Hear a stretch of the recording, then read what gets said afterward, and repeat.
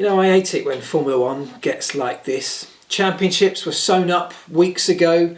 We're going back to the same venue we were at last weekend with the same cars, the same tyres from Pirelli. I mean, what's the point in watching? Of course, I'm joking. There are so many reasons to tune in for Formula One this weekend. I cannot wait. You'll have seen my excitement in yesterday's video talking about George Russell and the various driver movements, but that's just one thing. We've got brand new drivers coming into the sport for the first time. We've got the guy who's last in the championship taking the guy who's just won the championship's car for the weekend.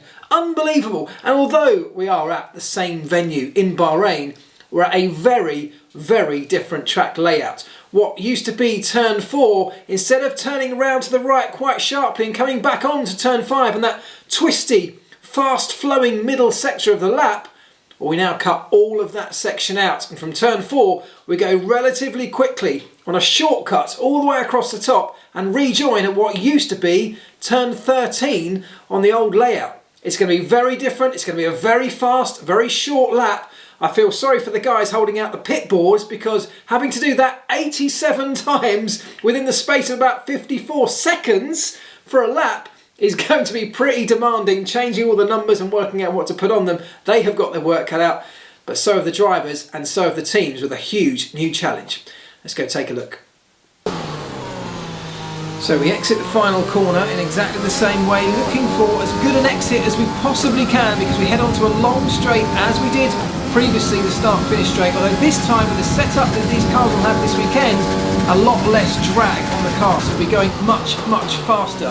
Turn 1 is pretty much the same, turn 2 is the same, and turn 3 is the same, other than the fact that because the cars have a lot less drag, they also have a lot less downforce, which means that through some of those corners, things will be far more skittish than they were last weekend. And then we approach turn 4. Now previously this was quite a big stop, turning right in a fairly sharp way to keep it round to the right hand side and head on round to the next part of the circuit. This time we don't go round to the right, we aim over there towards that crane ahead of us. So the corner becomes much faster, but what you want in a faster corner like that, of course, is more downforce to keep the car forced into the tarmac to give you more and more grip. We're just not going to have that, so things will be very, very different from a driving perspective.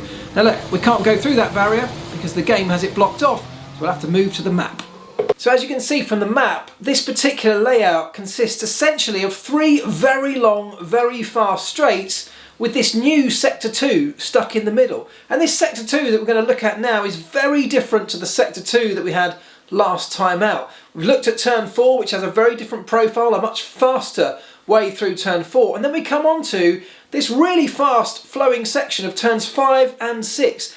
I think they're going to be flat out, even though we're going to have lower downforce levels on the car. From a driving perspective, this is going to be about positioning the car on the racetrack in exactly the right way, much more so than it is at other corners about braking and applying the throttle in the right manner. So really fast, flat out through there. And then we come to turn 7, which might be interesting because turn 7 is in some ways a little bit reminiscent of the old turn 10 on the old Sector 2 from last time out, where we have this weird phenomenon where you almost have to be braking down for turn 7, scrubbing a lot of that flat out speed off, but whilst also putting steering input into the car. And as I talked about in my video last time out, as you put steering input into the car, it unbalances the car, it twists it and sends the corner weights into a completely different way than they were on a sort of set, flat, level playing field as you want it for braking most of the time. So braking whilst steering means that you unbalance, particularly the front tyres, you unload or make the loads become uneven, and when you do that, one tyre essentially has more grip than the other under that braking phase, and it's very easy to lock up the unloaded tyre. So that's going to be a challenge. You may see, like we saw before, a little flick on the brake balance on the approach to that corner to take some of the braking pressure off the front axle and put it more towards the rear just for that part. We'll see how it goes. We haven't seen the absolute details of that part of the circuit yet. I believe that turn 7 has some slightly aggressive curbs as well. And what comes with a different downforce setup, which we'll have on the cars this time, are some other setup changes that will have to compensate for that. So for example, given that this is a much faster layout in general, the fewer corners will have different ride heights on the car, particularly at the rear end. And dealing with those over things like curbs could be another challenge that needs to be fine-tuned over the course of Friday. As we come through that sort of medium speed chicane, if you like, of turn 7, left-hander, then turn 8, the right-hander, out of turn 8 is essentially flat out back on the throttle again, all the way round to what is now turn 11, but essentially the last corner of the lap that we're familiar with. Turn 9 is essentially what was turn 13, although in a different format from last weekend, and that's where we rejoin the familiar final straight before we get into the last corner of the lap. So very, very fast circuit, fewer corners than we're used to. That means the focus has to be on getting down the straights at maximum velocity that we can, otherwise you get swallowed up by the competitors chasing you along. So downforce levels will be lowered. As I said before, this is going to favour teams and cars that have a power advantage. That's Mercedes, isn't it? And the Mercedes powered teams. It's going to hurt those that have a deficit in that area. So Ferrari and their customer teams, they are likely going to struggle around this particular track.